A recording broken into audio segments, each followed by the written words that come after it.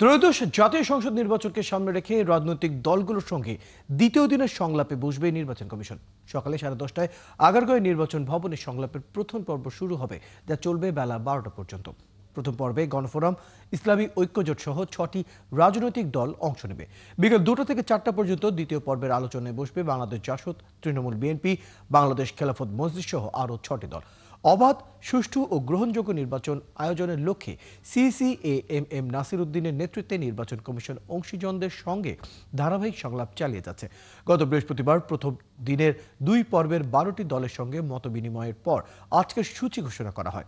বর্তমানে ইসির তালিকায় বিএনপি ও জামাত সহ 53টি নিবন্ধিত রাজনৈতিক দল রয়েছে। কার্যক্রম নিষিদ্ধ, আওয়ামী লীগের নিবন্ধন স্থগিত রয়েছে।